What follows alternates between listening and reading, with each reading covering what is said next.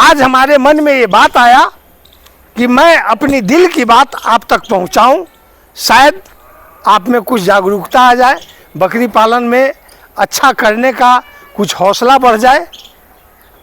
बाकी आपका मर्जी है, आपका पूंजी है, आप जैसा उचित समझे वैसा करें। खेती भी करता हूँ, गाय भी पालता हूँ, गाय भैंस का इलाज भी करता हूँ, कृत्रिम गर्भाधान भी करता हूँ, बकरी भी पालता हूँ। तो जब खेती में हाइब्रिड, गाय और भैंस में हाइब्रिड हाई मिलकर, तो बकरी में ब्लैक बंगाल क्यों? हमने ब्लैक बंगाल की गोट फार्मिंग से आज क्रॉस ब्रीड की गोट फार्मिंग तक पहुंचा है। इसमें हमने 8 साल गंवाया है।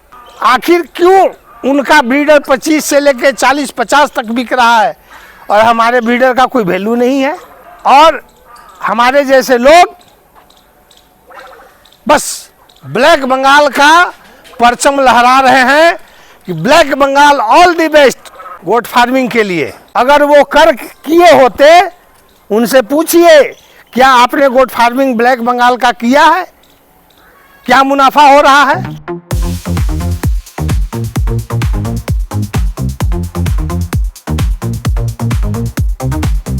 दोस्तों नमस्कार, मैं ओंकार तिवारी बाबा गोट फार्म से। दोस्तों बकरी पालन का व्यवसाय बहुत ही तेजी से बढ़ता जा रहा है। मध्यम वर्गीय से लेकर के अच्छे खासे पैसे वाले लोग भी इसमें जुड़ते जा रहे हैं। कुछ न कुछ तो खास बात है। एक तरफ देखा जाए तो इसमें काफ़ी लोग विफल भी हो रहे हैं। जोर शोर से आना, असफल होकर के फार्म को बंद कर देना, दोनों के बीच में कुछ न कुछ तो रहस्य है, जिस रहस्य को जानने के लिए हम और आप दोनों बेचैन हैं। आखिर कोई सफल क्यों हो रहा है और आखिर कोई असफल क्यों हो रहा है? मैं उनकी बात तो नहीं करता जो अच्छे खासे पैसे वाले लोग हैं। ब्लैक मनी व्हाइट मनी में बदलने वाली चांस होती है। पैसे अपार होते हैं तो उनका सरकार से कुछ रकम को इधर उधर करने के लिए दिखावा भी करना पड़ता है। लेकिन तकलीफ वहाँ होती है, अफसोस वहाँ होता है, दुख वहाँ होता है कि जो भाई बंधु हमारे इस बकरी पालन व्यवसाय से एक आय का जरिया समझ करके इस लाइन में आते हैं और वो विफल हो जाते हैं। विफलता का जो कारण है वो कारण है हमारा ब्रीड का सिलेक्शन। मैं बार बार यही कहता हूँ कि ब्रीड का सिलेक्शन सबसे बड़ा कठिन काम है। बकरी पालन में ही नहीं, पशुपालन संबंधित किसी भी व्यवसाय में। आप एक बात हमें बताएं, आज जो हम खेती कर रहे हैं, किसान का काम कर रहे हैं, तो जो खेतों में बिचड़ा डालते हैं या गेहूं की बुआई करते हैं या मक्का की बुआई करते हैं या टमाटर की खेती करें या सब्जी की खेती करें, वहाँ पे आप देसी बीज का इस्तेमाल क्यों नहीं करते हैं? वहाँ पे आप हाइब्रिड का चुनाव करते हैं। अच्छा उपज हो, ज़्यादा उपज हो, समय कम लगे, फसल जो है पुष्ट हो, दाना मजबूत हो, जिससे हमको अच्छा दर मिले, अच्छा भाव मिले, अच्छा रेट मिले, अच्छा मुनाफा हो। अगर आप पशुपालन की तरफ चलते हैं, गाय या भैंस की खरीद करते हैं, तो आप हाई मिलकर गाय का चुनाव करते हैं। क्यों? क्योंकि उतना ही खर्च में हमें ज़्यादा दूध का उत्पादन होगा, मार्केट में हमारा ज़्यादा दूध बिकेगा और हमारा मोटा मुनाफा आएगा। मेहनत उतना ही है, दूध अगर ज़्यादा करेगी तो हमें एक गाय से अगर 20 लीटर दूध होता है तो हमें एक गाय का सेवा करना पड़ेगा, बशर्ते कि अगर 5 गाय में 20 लीटर होता है, हमें 5 गायों का खर्चा मेंटेन करना पड़ेगा। गाय और भैंस में हाइब्रिड हाई मिलकर, तो बकरी में ब्लैक बंगाल क्यों ब्लैक बंगाल के पीछे पड़े हैं आप लोग? हमें इस सवाल का जवाब चाहिए। मेरा मानना है, मेरा कहना है, मैं भी कहता हूं कि ब्लैक बंगाल से फार्मिंग शुरू करें। मेरा कहना है कि अपने क्षेत्रीय बकरी से फार्मिंग शुरू करें। साल 2 साल तक जब आप इसमें पारंगत हो जाएं, आप इसमें अच्छा खासा अनुभव प्राप्त कर लें, तो इस ब्रीड का पीछा छोड़िए। अगर रुपया कमाना है तो अगर मुनाफा कमाना है तो, अच्छा लाभ कमाना है तो। ब्लैक बंगाल की फार्मिंग से आप कभी भी अच्छा मुनाफा नहीं कमा सकते हैं। अगर अच्छा मुनाफा कमा रहे हैं तो वो कटर कमा रहे हैं, व्यवसायिक वर्ग कमा रहे हैं, किसान नहीं कमा रहा है। एक तरफ ब्लैक बंगाल की फार्मिंग करें स्टॉल फीड पे, और एक तरफ स्टॉल फीड पे आप क्रॉस ब्रीड या बड़ी नस्ल की बकरियों का फार्मिंग करें, तो आपको जानकारी हो जाएगी, आपको पता लग जाएगा कि मुनाफा बड़ी बकरियों में है न कि ब्लैक बंगाल में है। हमारे यहाँ कहावत है दोस्तों, मूस मोटई है तो लोढ़ा हुई है। ब्लैक बंगाल की फार्मिंग करके आप साल 2 साल तक अनुभव प्राप्त कर सकते हैं, पैसा नहीं। क्योंकि ब्लैक बंगाल की फार्मिंग ही नहीं, बकरी पालन क्षेत्र में हो रहा है, यूपी बिहार बंगाल कहीं भी हो रहा है तो मटन पर्पज से हो रहा है। और मटन पर्पज से आप जोड़ घटाव करके देखिए, एक ब्लैक बंगाल का बढ़िया किया हुआ खस्सी अगर आप 15-16 महीना पालते हैं तो 20 केजी का मुश्किल से तैयार होता है।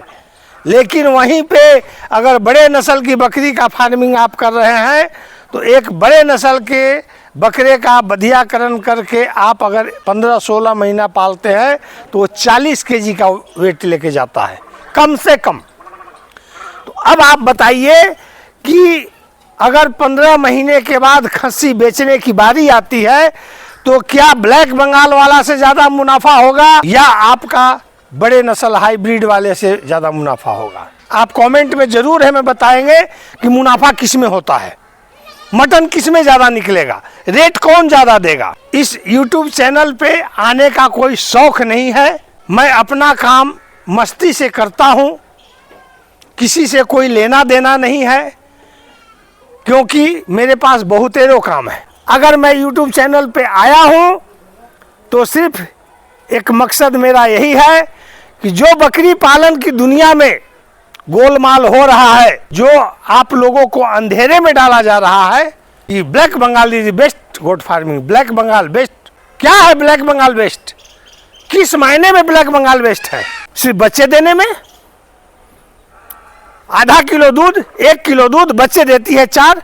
मान लिया जाए आपके गोट फार्म में 10 या 15 ब्लैक बंगाल की बकरी है और सभी ने 3-3, 4-4 बच्चे दे दिए। किसी ने 2 दिया, किसी ने 3 दिया, किसी ने 4 भी दिया। 10 बकरी हैं और 10 बकरी के पास 20 बच्चे के जगह आपका 32 बच्चा आता है। तो ये बताइए कि 20 बच्चे बच पाएंगे कि 32 के 32 बच जाएंगे? जो फार्मर काम कर रहा है, वहाँ ड्यूटी कर रहा है, खुद से मेहनत कर रहा है, उसका तो बच्चे को नेपुल से दूध पिलाने में ही पूरा समय व्यतीत हो जाएगा। कितने बच्चे को आप बचा पाएंगे? क्योंकि ब्लैक बंगाल बकरी है, कोई 700 ग्राम दूध करेगी, कोई 800 ग्राम करेगी, खूब करेगी, कोई 1 किलो करेगी। तो 10 बकरी में मुश्किल से आपका 4 बकरी अच्छी होगी जो 1 किलो से ऊपर करती होगी। ब्लैक बंगाल की फार्मिंग आप करें, क्षेत्रीय बकरी से फार्मिंग आप करें, लेकिन कम से कम आप ब्रीडर का चुनाव बड़े नस्ल में करें, क्योंकि आपका आने वाला दूसरा साल में क्रॉस ब्रीड के बच्चे आएंगे, अच्छे बॉडी वेट बनाएंगे, चाहे वो मेल हो या फीमेल हो, मार्केट में आपको अच्छा रेट मिलेगा, लोग उससे चॉइस करेंगे और आसानी से बिक्री होगा, अच्छा मुनाफा देगा। बकरी पालन मटन का व्यापार है, कहीं कहीं मिल्किंग का व्यापार है, जो कि भारतवर्ष में बहुत कम है। बकरी पालन का व्यवसाय कोई खराब नहीं है, लेकिन हमारा सोचने का तरीका गलत है। हम जो फार्मिंग कर रहे हैं उसका सिस्टम गलत है। नाना प्रकार के चैनल पे नाना प्रकार के वीडियो आते हैं, हम उसमें बहक जा रहे हैं, किसकी माने और किसकी न माने। मैं ये नहीं कहता कि मेरी बात सत्य है, लेकिन इतना जरूर है कि जो मैं बता रहा हूँ वो पिछले 8 साल का अनुभव बता रहा हूँ और मैंने इसको झेला है। हमने ब्लैक बंगाल की गोट फार्मिंग से आज क्रॉस ब्रीड की गोट फार्मिंग तक पहुँचा है, इसमें हमने 8 साल गंवाया है और आज हमें पता लगता है कि अगर हम ब्लैक बंगाल पे होते, क्षेत्रीय बकरी पे कार्य कर रहे होते, तो आज हमें जो मुनाफा मिल रहा है ये नहीं मिल पाता। आप मानो या ना मानो, लेकिन हकीकत यही है कि गोट फार्मिंग में आप तभी अच्छा मुनाफा कमा सकते हैं जब आप अनुभव लेने के बाद ब्लैक बंगाल या क्षेत्रीय बकरी से आप क्रॉस ब्रीड पे आते हैं, बड़े नस्ल की ब्रीड पे आते हैं, हाई ब्रीड की तरफ बढ़ते हैं। अन्यथा बस खाया पिया बराबर ही होता रहेगा और कुछ नहीं।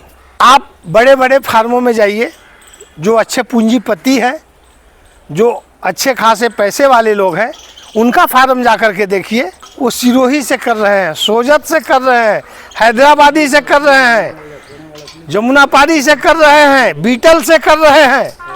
आखिर क्यों? आज हम जब मार्केटिंग के लिए जाते हैं, एक बीटल का बीडर खरीदने के लिए जाते हैं, तो हमें 35,000, 40,000, 30,000, 25,000 रुपया लगता है।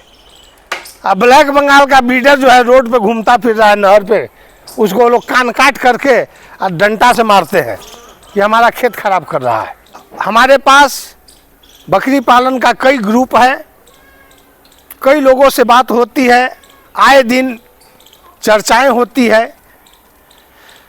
ब्लैक बंगाल की बकरी अगर आप ओनली ग्रेजिंग पे रख रहे हैं तो समझिए कि जो भी आया आपका मुफ्त का आ रहा है, चाहे वो 1500 में बिक जाए, चाहे 5000 में बिक जाए, चाहे 10,000 में बिक जाए, जो भी आया वो आपका फ्री ऑफ कॉस्ट आ रहा है, सिर्फ मेहनत लग रहा है ग्रेजिंग का। अन्यथा स्टॉल फीड पे खर्चा जोड़ करके देखें, ब्लैक बंगाल को आप 25 रुपया खिलाएंगे प्रतिदिन और वही 5 रुपया का फर्क पड़ता है।